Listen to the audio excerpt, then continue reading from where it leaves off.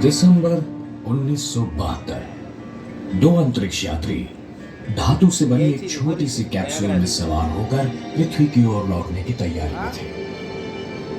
Apollo 17 के चालक दल में चांद पर कदम रखने वाले पहले वैज्ञानिक शामिल थे। अंतरिक्ष यात्रियों का खोज कार्य 3 से ज्यादा दिन तक जारी था। उन्होंने कई प्रयोग किए और उससे पहले हुए किसी भी मिशन से ज्यादा सतह का परीक्षण किया।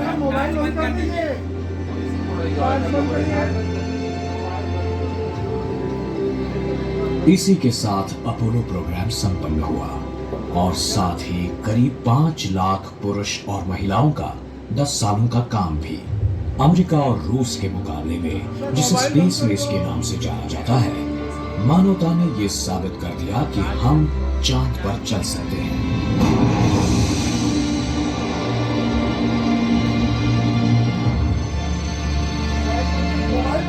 जब अपोलो 17 के अंतरिक्ष यात्रियों ने उड़ान भरी तब कई लोगों ने यही सोचा था कि हम लोग जल्द ही लौट आएंगे, पर हम नहीं आए। अपोलो का हार्डवेयर वैसे ही पड़ा है चांद की जमीन पर, पिछले 40 सालों से अतीत के अवशेष बनकर। हम में से कईयों को स्पेस रेस अब किसी प्राचीन इतिहास जैसा लगता है। कुछ लोग अपोलो की उन खोजों को हमेशा याद करते हैं, तो कुछ लोगों का मानना है कि ऐसे कोई मिशन कभी हुए ही नहीं। वो बच्चे जो बचपन में खेल खेल में अंतरिक्ष यात्री बने थे, वो अब बड़े हो चुके हैं और अब वो नाना परनाना भी हो गए हैं। अब सफर के लिए निकल पड़ी है यात्रियों की अगली पीढ़ी।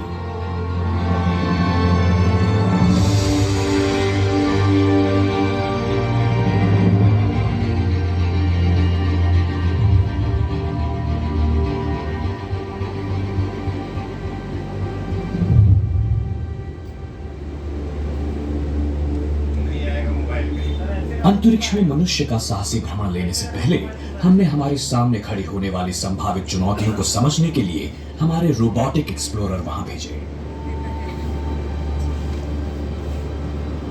ये अंतरिक्ष यान अंतरिक्ष में हमारी आंखों और कानों का काम करेंगे, हमारे नजदीकी पड़ोसी की जानकारी दिलाने में हमारी मदद करेंगे।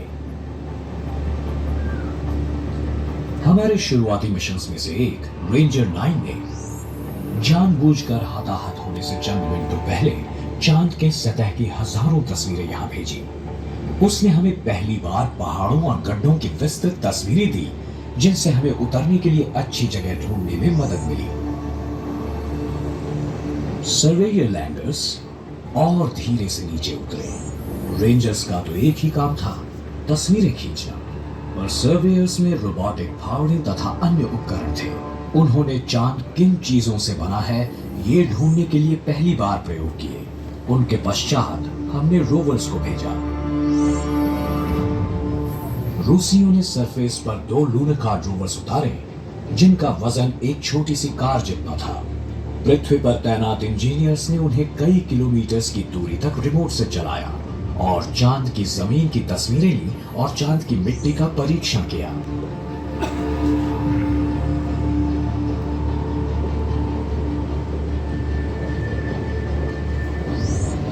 वैज्ञानिक आज भी इन ऐतिहासिक मिशंस में पाई गई जानकारी और नमूनों का अभ्यास कर रहे हैं, पर इन शुरुआत में आए मेहमानों ने हमें सिर्फ उन विभागों के बारे में बताया जिन पर वो उतरे थे। और स्पष्ट चित्र पाने के लिए हमें चांद को उसकी कक्षा से देखने की जरूरत है।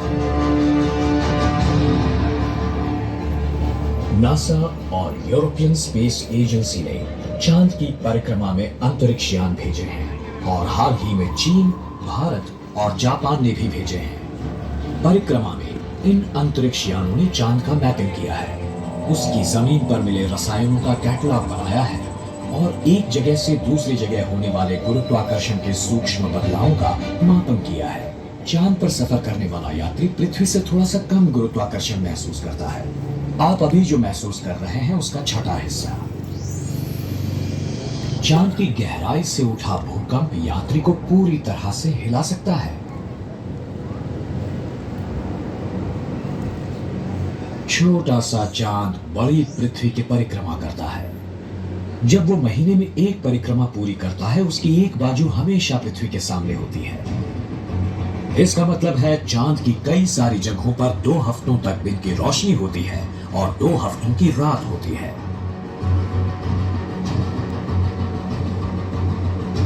सूरज की गर्मी को फांसने के लिए वातावरण की कमी होने की वजह से तापमान 100 डिग्री सेल्सियस से भी ज्यादा हो जाता है और बाद में -150 डिग्री सेल्सियस से भी कम हो जाता है। चांद के यात्री को तापमान में होने वाले इस विस्तृत उतार चढ़ाव का सामना करना पड़ता है, पर चांद के हर एक हिस्से पर इन चरम सीमाओं का अनुभव नहीं होता। ध्रुवों के नजदीकी इलाके में कुछ पहाड़ों पर हरदम सूरज की रोशनी होती है और कुछ गहरे गड्ढों में हमेशा अंधेरा होता है। एलक्रॉस नाम का एक अंतरिक्ष यान इन्हीं अंधेरे गड्ढों का अध्ययन करने एक तरफा मिशन पर निकल पड़ा। इस अंतरिक्ष यान के प्रहार के प्रभाव से करोड़ों वर्षों से सूरज की रोशनी से छिपे हुए द्रव्यों का बादल निकल पड़ा। इस बादल के भीतर एलक्रॉस डिटेक्टर्स को शुद्ध बर्फीला पानी मिला। ध्रुवों पर पाया गया पानी चांद पर लोगों के जीवन के लिए मदद कर सकता है। हम पानी पी सकते हैं और उसका उपयोग अनाज के लिए भी कर सकते हैं और ऑक्सीजन, हाइड्रोजन में उसका विघटन भी कर सकते हैं। हमें सांस लेने के लिए ऑक्सीजन जरूरी है, पर हम ऑक्सीजन और हाइड्रोजन का उपयोग रॉकेट का ईंधन बनाने के लिए भी कर सकते हैं। चांद पर अन्य संपदा भी है, जैसे एल्यूमिनियम, लोहा, सोना और प्लेटिनम भी। ये हमारी पृथ्वी पर मदद कर सकते हैं, चांद पर जीवित रहने के लिए मदद कर सकते हैं और दूसरे विश्वों में या उससे परे सफर करने में भी। पर चांद पृथ्वी से बहुत दूरी पर है और सरकारों ने वहां तक सफर करने के लिए करोड़ों डॉलर्स खर्च किए हैं। क्या हम इससे बेहतर और किफायती रास्ता ढूंढ सकेंगे? ऐसी कौन सी बात होगी जिससे लोग एक नई स्पेस रेस के लिए प्रेरित होंगे? कई सदियों से लोग ऐसे एक्सप्लोरेशंस को प्रोत्साहन देने पुरस्कारों का आयोजन करते आ रहे हैं।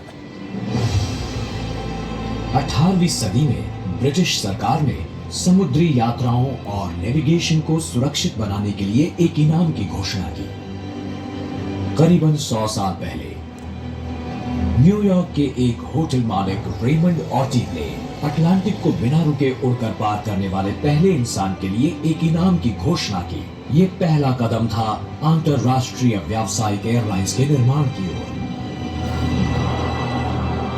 हाल ही में घोषित अंसारी एक्सप्राइज ने एक नई इंडस्ट्री की शुरुआत करने में मदद की, जो यात्रियों को स्पेस की सीमा तक ले जाकर वापस लाती है। ऐसे कई पुरस्कारों ने चुनौतियों की सीमाओं को सफलतापूर्वक खुला किया है और संस्कृतियों को इनोवेटिव तरीकों से बदल डाला है कि अंतरिक्ष का उपयोग व्यापार के लिए कैसे किया जाए और नए संशोधन करके विश्व को कैसे बदला जाए। पहली चुनौती होगी पृथ्वी के गुरुत्वाकर्षण से परे होना, वो शक्ति जो हमें जमीन पर टिकाए रखती है और अंतरिक्ष यान की उड़ान में बाधा डालती है। आपका अंतरिक्ष यान छोटा और हल्का होना चाहिए, जिससे आप पृथ्वी के गुरुत्वाकर्षण का सामना करते हुए कम ऊर्जा खर्च करेंगे। एक बार आपने उड़ान भर ली तो आपको चांद तक पहुंचने के लिए 4 लाख किलोमीटर का अंतर काटने की जरूरत होगी। गणना में एक छोटी सी गलती और आपका अंतरिक्ष यान चांद से कहीं दूर भटक सकता है। सफर के दौरान आपको अपनी दिशा में कुछ बदलाव करने होंगे, वरना आप चांद की जमीन पर एक धमाके के साथ गिर सकते हैं। चांद की परिक्रमा में जाने या चांद की जमीन पर नीचे उतरने के लिए आपको आपकी गति कम करनी होगी, जिसके लिए सही मौके पर सही अवधि तक इंजन का फायरिंग होना जरूरी है। यानी परिक्रमा में प्रवेश करने के लिए आपको यथार्थ गणना की जरूरत होगी। फिर आपको उतरने के लिए सही जगह ढूंढनी होगी। पथरीले पहाड़ और गड्ढों से बचकर आपको एक ऐसी जगह देखनी होगी जो समतल हो। सतह पर उतरने के बाद आपके यान को थोड़ी सी उड़ान भरनी होगी या एक रोवर या छोटे से हॉपर को छोड़ना होगा। जो भी हो, आपके अंतरिक्ष यान को 500 मीटर्स की दूरी तय करनी ही होगी। अब आपको हर हाल में मून कास्ट शुरू करना होगा। वीडियो और फोटो खींचकर आप उन्हें पृथ्वी पर भेज दीजिए। आपके अंतरिक्ष यान ने जो देखा है उसका आनंद हमें भी तो लेने दीजिए।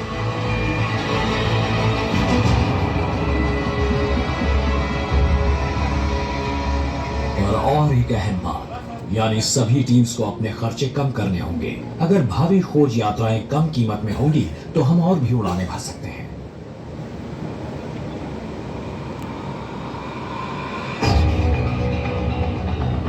उड़ान से पहले इन टीम्स को हर एक हिस्से की पूरी जांच करनी होगी। हर एक ग्राम का अपना वजन होगा। सारी गणनाएं बार बार की जाएगी।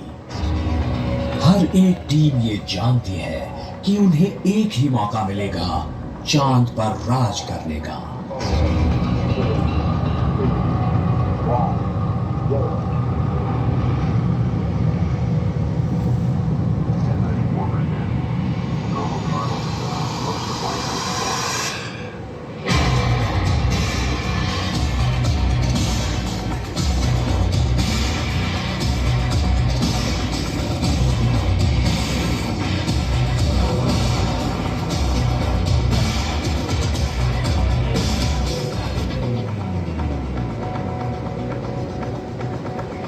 कौन करेगा ये साहसिक प्रयास इस इनाम को जीतने के लिए?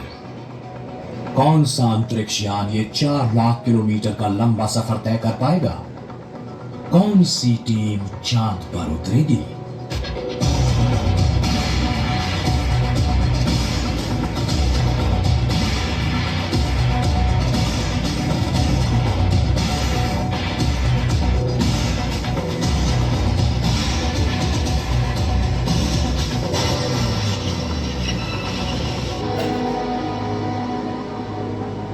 कामयाब टीम अपने घर वालों के लिए कौन सा संदेशा भेजेगी? 4 दशकों के बाद चांद की भूमि से आए पहले शब्द कौन से होंगे? पर यह रेस अभी खत्म नहीं हुई। जब अंतरिक्ष यान इस प्रतियोगिता के अंतिम चरण की तैयारी कर रहे होंगे, आप कहां होंगे? क्या कर रहे होंगे?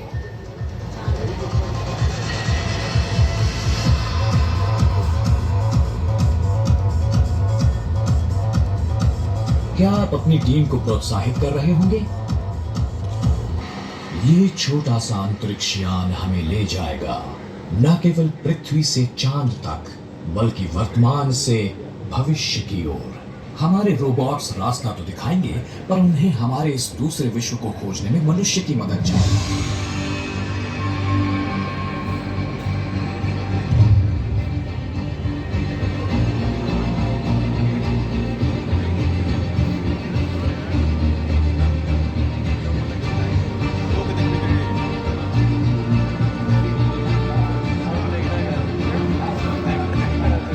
आने वाली पीढ़ियां रहने की और काम करने की जगहें दिला देंगी, जहां से हमें पृथ्वी का जीवन विकसित करने के लिए आवश्यक संपदा मिलेगी, या शायद और आगे की जगहों के लिए उड़ान भरने की प्रेरणा।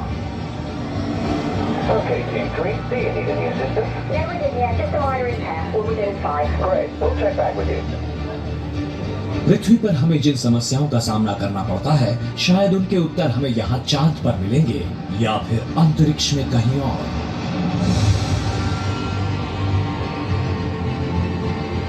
हम तारों की ओर आशा और उम्मीद से देख सकेंगे। वर्तमान से भविष्य की ओर ले जाने वाला सफर चंद छोटी अंतरिक्ष यात्राओं से शुरू हो रहा है, जिसे आगे ले जा रहा है मानवता पर सवार जीत का जबरदस्त जुनून।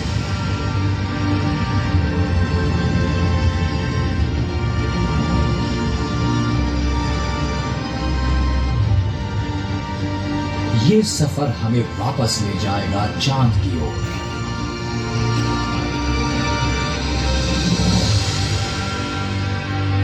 हमेशा के लिए।